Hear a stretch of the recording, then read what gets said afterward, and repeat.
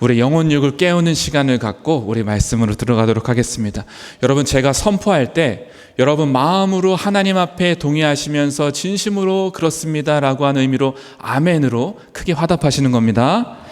네, 자, 우리 해보겠습니다. 하나님은 살아계십니다. 하나님은 좋으신 분이십니다. 하나님은 우리를 사랑하시는 분이십니다. 아멘. 네, 정말 그렇습니다. 여러분, 이 시간에 우리가 하나님을 주목하며 하나님을 바라보시는 이 예배가 되시길 바랍니다. 여러분, 성경의 위대한 진리는 하나님이 살아계시며 오늘도 그 하나님이 우리를 사랑하신다는 것입니다. 이 세상 가운데 있었던 우리들을 버려두지 않으시고 우리를 불러주셔서 이렇게 주님 앞에 나오게 하시고 택해 주시고 하나님 백성, 하나님 자녀를 삼아 주셨으니 이 은혜가 얼마나 높고 얼마나 귀한지요.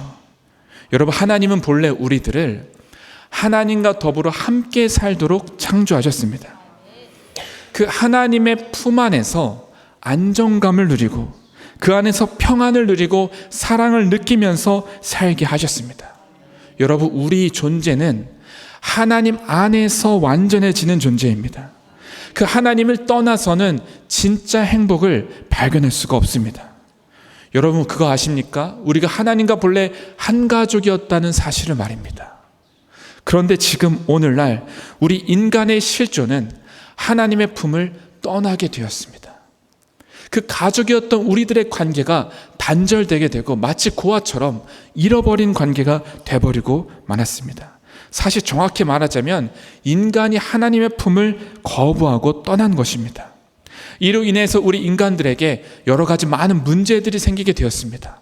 고통의 문제, 슬픔의 문제, 외로움의 문제, 질병의 문제, 그 외에도 수많은 문제들로 우리는 오늘도 신음하며 괴로워하는 그런 인생들을 살아가고 있는 많은 사람들이 있습니다. 여러분, 하나님을 떠나 사는 것 자체가 우리한테는 이미 고통입니다. 자, 그렇다면 우리가 이것을 회복하려면 어떻게 해야 될까요? 하나님의 품 안으로 다시 들어가는 것입니다.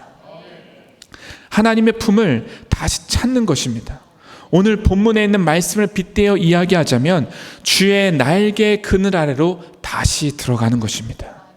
그 날개의 품 안에 우리가 나아가게 될 때, 그 주님의 그 날개의 품 안에 우리가 안기게 될 때 잃어버렸던 모든 것들이 되찾아지게 되고 어그러진 것들이 다시금 제자리를 찾게 되고 우리 안에 진정한 은혜와 만족과 놀라운 삶이 펼쳐지게 되는 것입니다. 여러분, 우리 인간은 죄성을 가지고 있어서 이 죄성을 가진 인간의 특징이 길을 잃어버리기 쉬운 존재라는 것입니다. 안다고 하지만 길을 너무나 잃어버리기 쉬워서 헤매는 사람들이 많이 있습니다. 불완전합니다. 이런 우리들이 하나님을 다시 만나게 될 때 길을 찾게 되는 것입니다. 하나님께서는 마치 그 부모가 그 자녀들을 버리지 않으시고 끝까지 기다리셨던 것처럼 우리들을 기다려 주셨습니다. 그리고 우리들을 사랑하셔서 그 품으로 우리를 초대하고 계시는 것입니다. 여러분, 오늘 본문에 나오는 이 시편의 주인공은 다윗입니다. 여러분, 이 다윗은 이것을 너무나 잘 알았던 사람이었습니다. 사실 지금 이 시편을 고백하고 있는 다윗의 상황은 결코 좋은 상황이 아니었습니다. 고난도 이런 고난이 없습니다. 다윗을 죽이려고 사울 왕이 쫓아오는데 여러분, 장장 10년 동안 광야에서 떠돌이 생활을 했습니다. 여러분, 누군가가 여러분을 죽이려고 쫓아온다고 한번 생각해 보십시오. 여러분, 3개월을 버틸 수 있을까요? 다윗은 10년을 버텼습니다.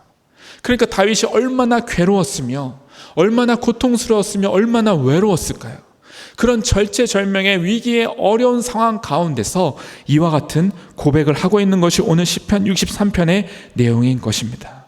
그런데 놀라운 것은 그렇게 괴로운 상황인데도 불구하고 이 다윗이 하나님께 반응하는 것이 너무나 다르다는 것입니다. 이 시편들의 내용을 볼 때 이 다윗은 영적인 수준이 굉장히 깊다는 것을 우리는 알 수 있습니다. 여러분, 우리는 흔히 고난이 찾아오게 되고 어려움이 찾아오게 되면 하나님을 원망하고 불평할 때가 있습니다. 그런데 다윗은 그 입술에 범죄하지 않기를 원하는 것입니다. 그리고 그 다윗은 하나님께로 피하는 것입니다. 주의 날개의 그늘 아래로 제가 나아갑니다. 그리고 주님을 제가 더욱 사모합니다 하면서 그 하나님 앞으로 나오는 이 모습이 너무나 놀라운 모습이라는 것입니다. 오늘도 한번 1절과 2절의 말씀입니다. 하나님이여 주는 나의 하나님이시라. 내가 간절히 주를 찾되 물이 없어 마르고 황폐한 땅에서 내 영혼이 주를 갈망하며 내 육체가 주를 앙모하나이다. 여러분, 지금 이 다윗의 상황이 심정에 느껴지십니까? 그 주를 찾는데 물이 없어 마르고 황폐한 땅 같은 이런 곳에서 제가 지금 있습니다. 이 유대의 광야의 한복판에서 아무것도 없는 이런 상황에서 제가 하나님을 찾으면서 지금 나아가고 있습니다. 주여 나를 긍휼히 여겨 주시옵소서. 그러면서 2절 말씀에 내가 주의 권능과 영광을 보기 위하여 이와 같이 성소에서 주를 바라보았나이다 라고 말하고 있습니다. 여러분, 여기서 말하는 성소라고 하는 건 성막에 나오는 성소입니다. 성막은 오늘날로 말하면 교회인데 구약에 나오는 이 교회 성막의 모습입니다. 그 성막은 하나님께 제사를 드리고 예배를 드리는 곳이었습니다.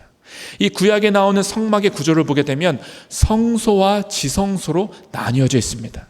특별히 이 지성소는 1년에 딱 한 번만 대제사장이 들어갈 수 있었습니다. 거룩한 곳이었기 때문에 아무나 들어갈 수 없었습니다. 대제사장도 딱 허락받고 한 번 들어가는데 만약 거기서 하나님 앞에서 합당하지 않으면 바로 죽임을 당합니다. 그래서 이 대제사장의 허리에는 방울이 달려져 있습니다. 방울 소리가 들리지 않으면 죽었구나. 그러고선 줄을 매달아서 그 직접 사람들이 들어가지 못하기 때문에 줄로 대제사장을 끌어냅니다. 여러분, 그렇게 무서운 곳이기도 하고 그렇게 두려운 곳이기도 하지만 사실 이곳에는 뭐가 있냐면 증거궤라고 하는 곳이 있습니다. 법궤. 이 증거궤에는 10계명의 돌판이 있습니다. 하나님이 기록해 놓으신 10계명의 말씀의 돌판과 아론의 쌍난 지팡이, 이것이 여기 만나가 있어서 이 증거하는 증거궤로서 이 법궤가 준비되어 있는데 특이한 점은 그 법궤 위에 조각되어져 있는 것입니다. 그 조각된 모양이 구룹이라고 하는 그 천사의 모양을 닮아서 조각을 해놨는데 그 구룹의 날개들의 모습이 거기 안에 있습니다. 여러분, 사실 사진을 한번 딱 보여드리면 해결이 될 텐데 사진을 못 보여드려서 너무 아쉽지만 상상해 보시기를 그 구름 날개에 있는 그 천사들이 날개를 펼쳐서 감싸고 있는, 양쪽의 천사들이 감싸고 있는 그 모습으로 증거궤의 모습이 이렇게 조각이 되어져 있다는 겁니다. 여러분, 이것은 무엇을 상징하냐 하면 이 증거궤는 하나님의 임재를 상징하는 것입니다. 이 지성소는 하나님이 임재하시는 곳이고 거기서 하나님이 이 모세와 그 백성들을 만나시는 곳입니다. 하나님이 말씀하시는 곳. 그런데 특이하게 이 구름 날개의 날개를 형상으로 여기다가 조각을 했다는 것은 이 날개라고 하는 것, 주의 날개라고 하는 것이 하나님의 임재를 상징한다는 것입니다. 여러분, 다윗은 이 하나님의 임재를 상징하는 그 주의 날개의 그 은혜를 사모하면서 나아가고 있는 것입니다. 여러분, 우리 하나님은 이 지성소에서 우리를 만나자고 초청하십니다. 그래서 그 이전에 그 백성들, 이스라엘 백성들을 여기서 같이 함께 만나시는 일들을 했었습니다.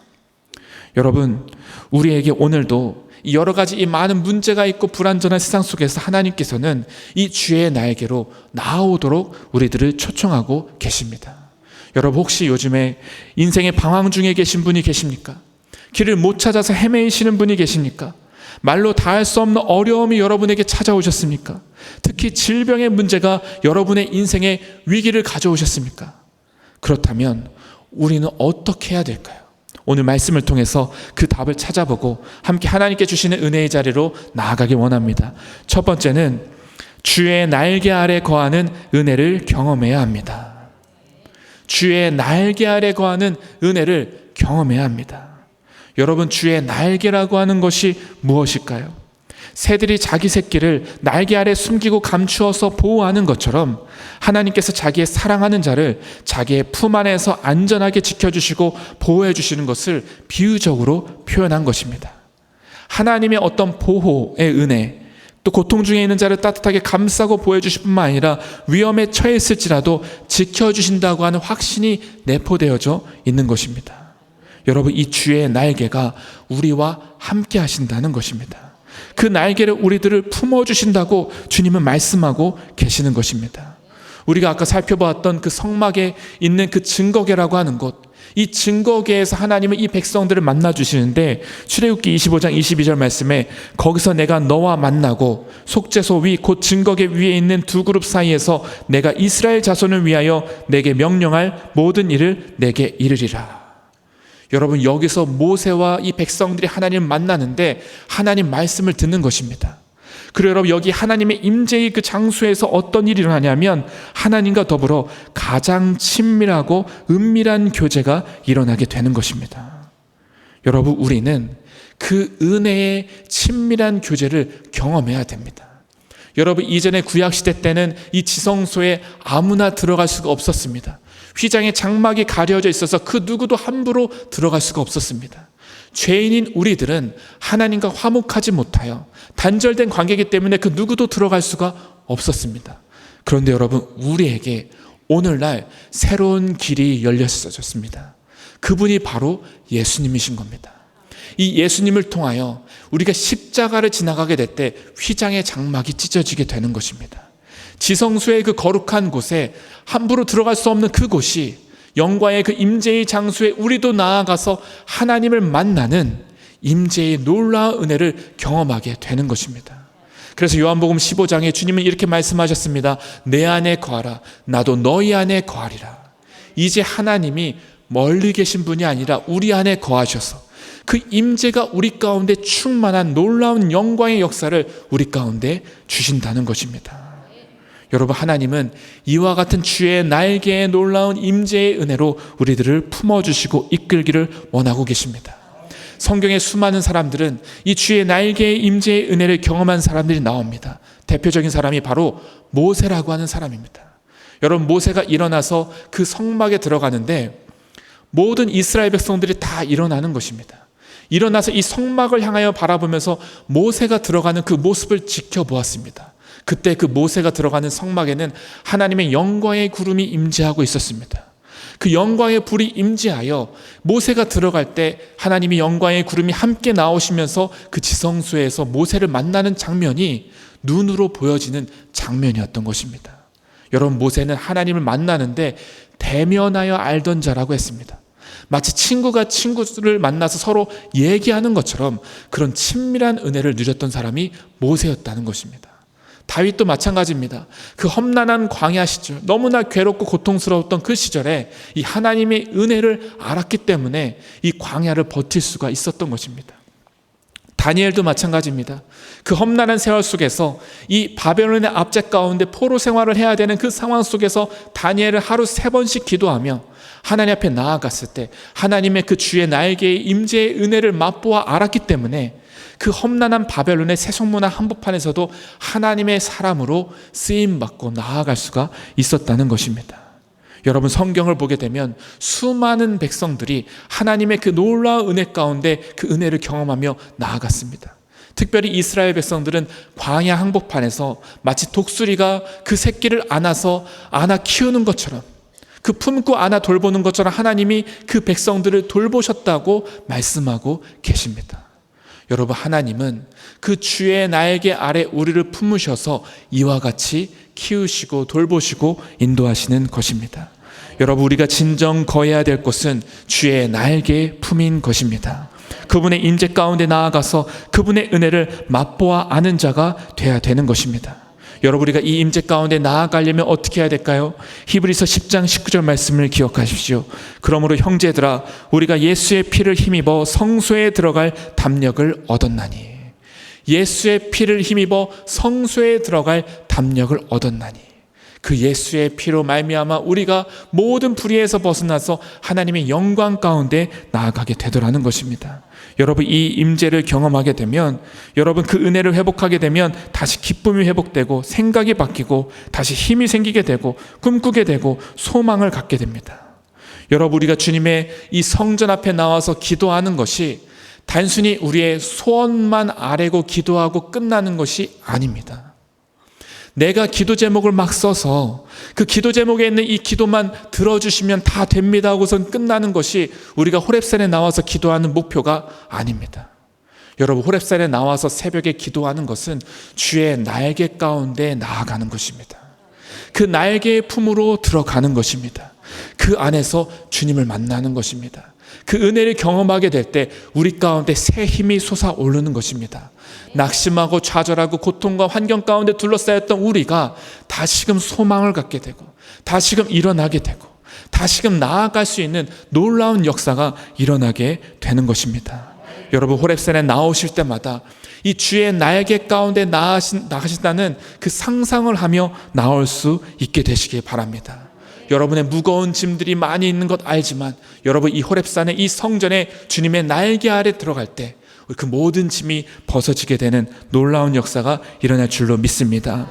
예배 가운데 나오실 때 그 주의 날개 끈을 삼하며 나오게 되시길 주님의 이름으로 축원합니다.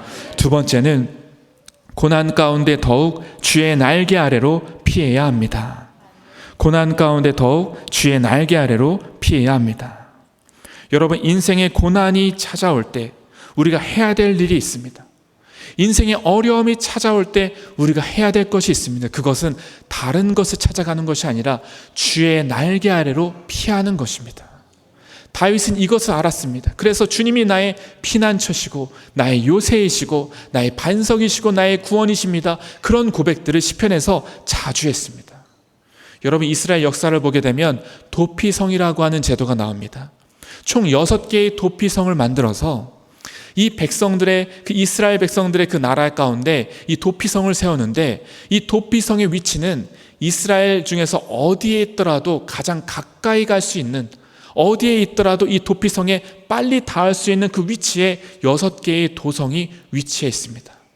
이 도피성 제도를 만든 이유는 어디에 있더라도 그 무언가 누군가가 잘못했을 때, 부지 중에 실수로 잘못됐을 때 그에게 즉각 처결을 하지 않고 그에게 이 보호받을 수 있는 장치를 주는 것입니다. 그래서 이 도피성에 피하게 되면 생명을 보호받게 됩니다. 판결을 나중에 유보하게 되고 그가 잘못된 판결로 잘못된 보복이 이루어지는 것을 막게 되는 것입니다. 여러분, 이 도피성이 신약에 와서 가리키는 것이 누구냐면 바로 예수님이십니다. 예수 그리스도, 그분이 우리의 도피성, 피난처가 되신다는 것입니다. 죄인인 우리가, 이 땅에서 문제가 많아서 버려지고 죽을 수밖에 없는 우리 죄인들이 피난처 되시는 예수님께 나아가면 살 수가 있다는 것입니다. 보호를 받게 된다는 것입니다. 그 주의 날개의 품 안에 우리가 품어지게 된다는 것입니다. 여러분, 우리도 때때로 낙심할 때가 있을 것입니다. 힘이 없을 때가 있습니다. 그럴 때 피난처 되시는 주의 날개 아래로 나아가게 되시길 바랍니다. 혹시나 사업이 실패하셨습니까?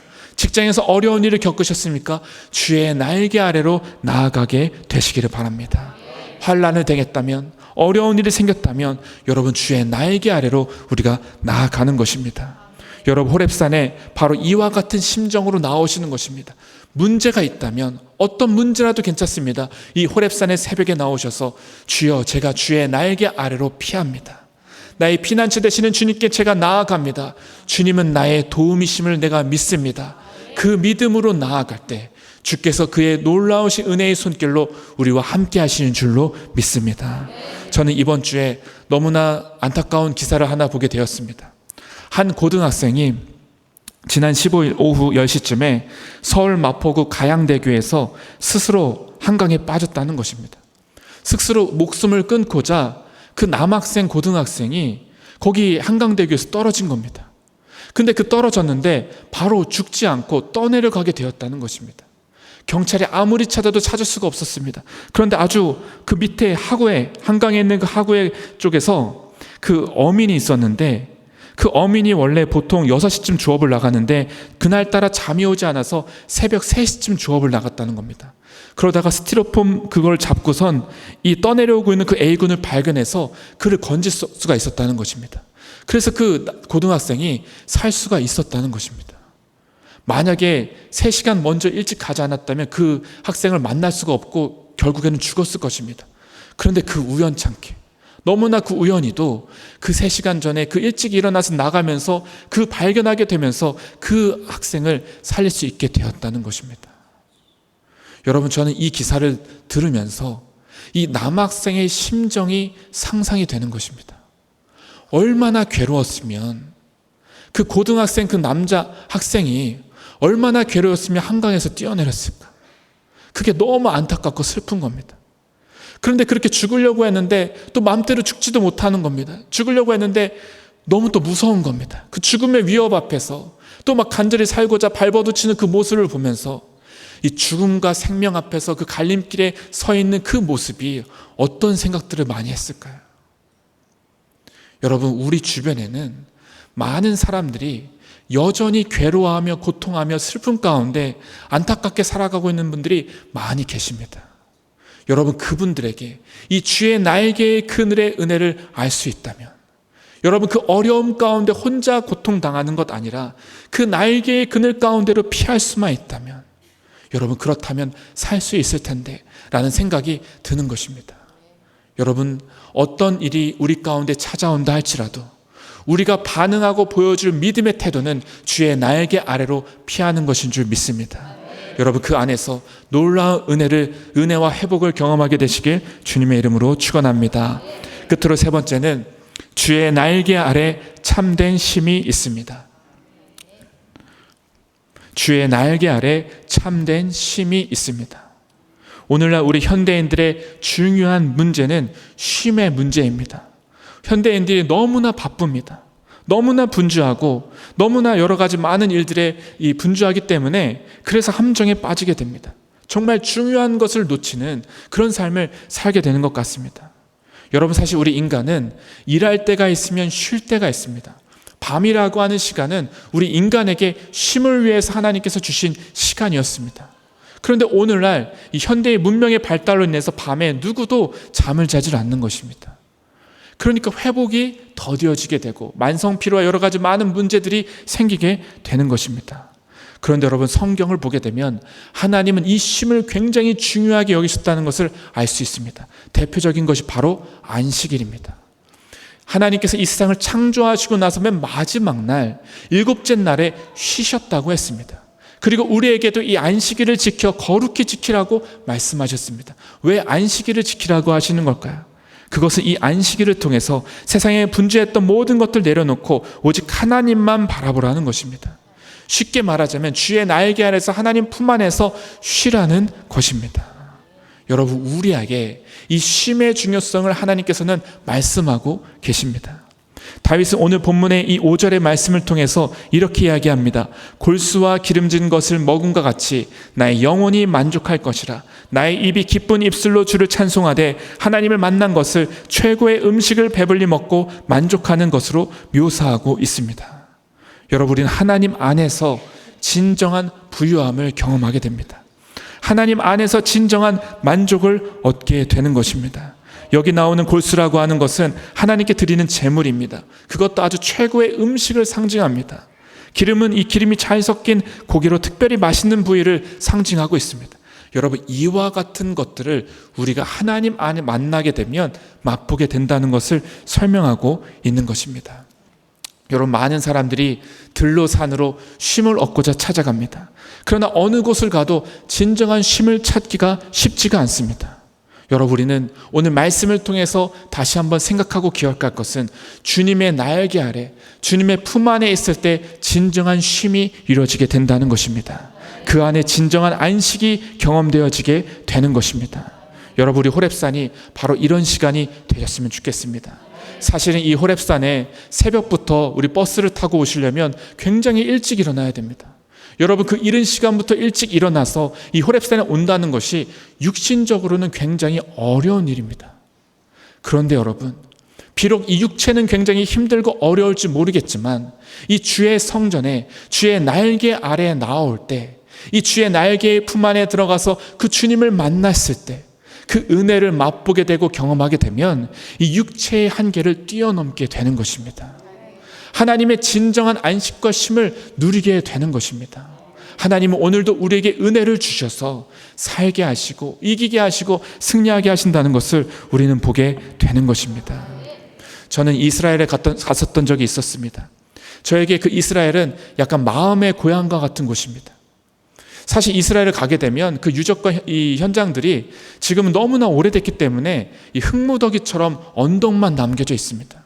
그래서 크게 뭐 대단한 유적을 많이 보는 것, 그런 것이 아닙니다. 그런데 이스라엘을 갔다 온 저의 소감은 그 이스라엘 그 땅이 저의 마음의 고향처럼 느껴지더라는 것입니다. 그곳이 바로 예수님이 계셨던 현장이었고 하나님의 그 역사가 일어났던 현장이었기 때문입니다. 여러분, 그 이스라엘은 다양한 매력을 가진 곳입니다. 서쪽을 가게 되면 가이사랴의 지중해 바다를 배경으로 한 아름다운 항구가 있습니다. 너무너무 멋진 그런 바다를 배경으로 풍경을 우리 가운데 보여줍니다. 북쪽으로 가게 되면 숲이 우거져 있고 물이 많습니다. 그리고 헬몬산이라고 하는 곳에 가게 되면 만년설이 있어서 거기서는 스키를 타고 있습니다. 또 조금만 내려오면 갈릴리 호수가 아름답게 우리를 맞이하고 있습니다. 요단강을 타고 내려오다 보면 밑으로 갈수록 점점 메마른 광야를 보게 됩니다. 동쪽에는 높이 솟아있는 산맥을 보게 되고 내려올수록 그 네바다에 있는 그 아름다운 그 광야의 모습, 비록 척박하지만 이스라엘의 그 광야 땅을 겪으면서 났던 그 척박한 그 땅이 거기에 있습니다. 이 한 나라 안에 우리나라보다도 이 강원도만한 크기의 그 땅이 있는 이 이스라엘 그 나라에 이와 같은 다양한 매력들을 지니고 있더라는 것입니다. 그런데 여러분, 제가 이 이스라엘을 다녀오면서 결론적으로 제 마음에 가장 기억에 남는 곳이 어디인지 아십니까? 그 아름다운 지중해 바다가 아니었습니다. 제 마음에 가장 기억에 남는 그 하나는 바로 유대의 광야였습니다. 채 10분도 채 서 있기 힘든 너무나 뜨거운 태양 때문에 있을 수 없어갖고 빨리 버스로 도망가고 싶은 바로 그 유대 광야였는데, 그 유대의 광야에서 딱 보았던 그 이스라엘의 모습은 이곳에서 예수님께서 시험을 받으신 곳이구나. 무언가 이곳에서 다윗이 그렇게 도망다녔던 바로 그곳이었구나. 그 유대의 광야가 주는 그 깊은 인상을 잊을 수가 없었습니다. 여러분, 우리 인생이 이런 황량한 유대 광야와 같은 그런 모습일 수 있습니다.